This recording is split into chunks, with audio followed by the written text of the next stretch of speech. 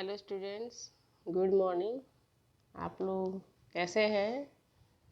अच्छे होंगे सभी, मुझे पूरा विश्वास है। मैं भी अच्छी हूँ अच्छी हूँ। और बैठे बैठे हम लोग पढ़ा रहे हैं, आप लोग पढ़ रहे हैं।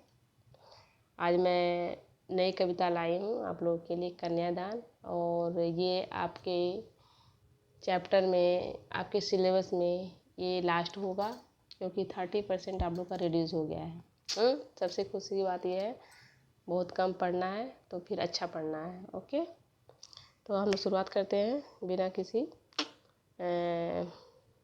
ज़्यादा बात किए हुए। सो पॉइंट पर आते हैं क्या हम लोग को पढ़ना है। ओके, कन्यादान। कन्यादान आप लोग का चैप्टर है, जिसको कि ऋतुराज ने लिखा है। बहुत ही सुंदर कविता है। कन्यादान आप लोग जानते हो, कन्यादान इसको कहते हैं जब लड़की का शादी हो जाता है। शादी जब होता है तो एक बाप जो है अपनी बेटी का दान दे देता है। उसको दान में देता है, लेकिन उसके साथ साथ क्या क्या होता है ससुराल में, उसका यहाँ पर वर्णन किया गया है। ऋतुराज ने बहुत ही सुंदर वर्णन किया है। और एक माँ अपनी बेटी को क्या समझाती है ससुराल जाते वक्त, क्योंकि वो उस चीज़ से गुजरी हुई होती है, उस पीड़ा से उसका एहसास होता है, तभी वो अपनी बेटी को तमाम तरह के बातें सिखाती है, कैसे रहा जाता है, कैसे संसार को बसाया जाता है, अपने सारी चीज़ें वो बता रही है। तो देखिए, पहले जो पंक्ति है, कितना प्रामाणिक था उसका दुख लड़की को दान में देते वक्त, जैसे वही उसकी अंतिम पूंजी हो। लड़की अभी सयानी नहीं थी, अभी इतनी भोली सरल थी कि उसे सुख का आभास होता था, लेकिन दुख बाँचना नहीं आता था। पीठिका थी वह धुंधले प्रकाश की, कुछ तुकों और लयबद्ध पंक्तियों की। व्याख्या क्या है? प्रस्तुत कविता में कवि कहते हैं कि कन्यादान के समय माँ का दुख बहुत ही प्रामाणिक था। कन्यादान की रस्म में माँ विवाह के समय अपनी बेटी को किसी पराये को दान दे रही है। माँ के जीवन भर का लाड प्यार दुलार द्वारा संवारी बेटी उसकी अंतिम पूंजी थी। बेटी की उम्र ज़्यादा नहीं है, उसे दुनियादारी का ज्ञान नहीं है, वह बहुत ही सरल और सहृदय है। संसार में उसे केवल सुख का ही आभास था, लेकिन ससुराल में जाने के बाद पुरुष प्रधान समाज द्वारा वैवाहिक जीवन कैसा होगा, इसी चिंताओं में माँ दुखी है। बेटी को केवल विवाह के सुरीले और मोहक पक्ष का ज्ञान था, लेकिन कल्पना से इतर दुख भी मिल सकता है, इस बात को लेकर माँ बहुत ही चिंतित है। ये पहली पंक्ति हो गई। दूसरी, माँ ने कहा, पानी में झाँक कर अपने चेहरे में मत रिझाना, आग रोटियां सेकने के लिए है, जलने के लिए नहीं। वस्त्र और आभूषण शाब्दिक भ्रमों की तरह बंधन है स्त्री जीवन के। माँ ने कहा, लड़की होना पर लड़की जैसी मत दिखाई देना। इसकी व्याख्या क्या है? माँ अपनी बेटी को सीख देते हुए कहती है कि बेटी, तुम ससुराल में जाकर अपने सौंदर्य पर रिझ कर मत रह जाना। आग से सावधान रहना। आग का प्रयोग भोजन पकाने के लिए करना, न कि जलने के लिए। तो सावधानी से रहना, पर अपने ऊपर अत्याचार न सहना। स्त्री जीवन में आभूषणों के मुँह में न रहना, क्योंकि यह केवल एक बंधन है और स्त्री को मुँह में फंसाती है। माँ कहती है कि तू हमेशा की तरह निश्चल सरल रहना, लेकिन लोक व्यवहार के प्रति सजग रहना, जिससे तेरा कोई गलत लाभ न उठा सके, अन्यथा दुनिया के लोग तुझे मूर्ख बनाकर तेरा शोषण करेंगे। अतः बेटी, तू सावधान रहना। एक माँ जो अपनी बेटी को सारी सीख दे रही है कि शादी के बाद जाओगे तो कैसे कैसे रहना होगा। ओके, अब आ गया इसका क्वेश्चन आंसर। आप लोग ध्यान से देखिएगा।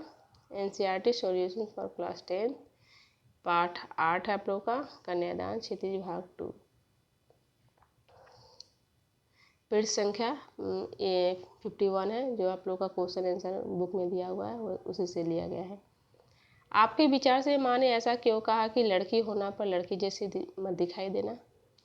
माँ ने ऐसा इसलिए कहा है क्योंकि वह लड़कियों पर हो रहे शोषण से उसे बचाना चाहती है। कोमलता और शालीनता लड़कियों के गुण होते हैं, जिसे माँ बनाकर रखने को कहती है, परंतु साथ ही यह भी कहती है कि इतना कमज़ोर मत बनाना कि लोगों का अत्याचार सहन करो, क्योंकि कमज़ोर लड़कियों का शोषण किया जाता है, इसीलिए बोल रही है।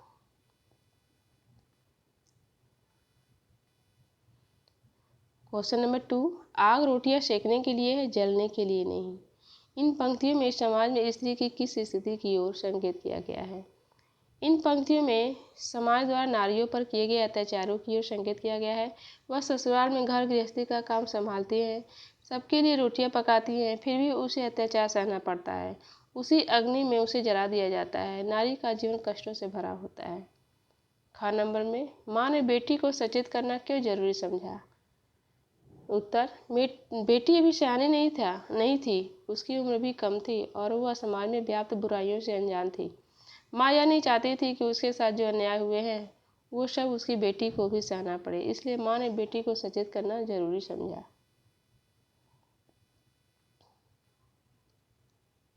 क्वेश्चन नंबर 3, पीठिका थी वह धुंधले प्रकाश की, कुछ तुकों और कुछ लयबद्ध पंक्तियों की। इन पंक्तियों को पढ़कर लड़की की जो छवि आपके सामने उभर कर आ रही है उसे शब्दबद्ध कीजिए। उत्तर, लड़की बहुत भोली भाली है। माता पिता के साथ रहकर उसने कभी दुखों का सामना नहीं किया है। समाज में हो रहे घटनाओं से वह अनजान है। यहाँ थोड़ा मिसप्रिंटिंग है, तो आप लोग थोड़ा सा इसको करेक्शन कर लीजिएगा। मैं जो बोली उसी को आप लिखिएगा। समाज में हो रहे, यहाँ पर समाज में हो रही घटनाओं से वह अनजान है। उसे लगता है कि उसका आने वाला जीवन भी सुखद सपना ही होगा। आने वाली बाधाओं का उसे जरा भी ज्ञान नहीं है।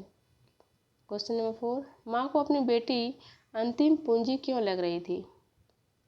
उत्तर, माँ अपने बेटी के सबसे निकट होती है।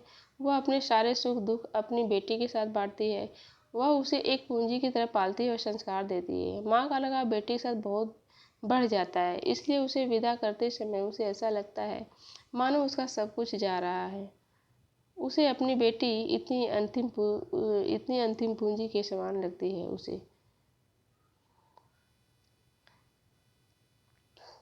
क्वेश्चन नंबर 5 और 6 दोनों है। माँ ने बेटी को क्या क्या सीख दी? माँ ने अपनी बेटी को विदा करते समय निम्नलिखित सीख दी। माँ ने बेटी को अपनी सुंदरता पर गर्व न करने की और प्रशंसा पर ना रिझने की सीख दी। खुद को भोली और कमजोर मत दिखाना, नहीं तो लोग नाजायज फायदा उठाएंगे। वस्त्र और आभूषणों के आकर्षण से दूर रहना, अत्याचारों के विरुद्ध आवाज उठाना और उनसे दुखी होकर आत्महत्या मत करना। आपकी दृष्टि में कन्या के साथ दान की बात करना कहाँ तक उचित है? उत्तर, कन्या के लिए दान शब्द का प्रयोग अनुचित और अपमानजनक है। दान वस्तुओं का होता है, लड़कियों का नहीं। बेटी के साथ माँ पिता का अनन्य संबंध होता है। कन्या की अपनी स्वतंत्रता है। शादी के बाद भी उसका जुड़ाव अपने मायके से बना रहता है।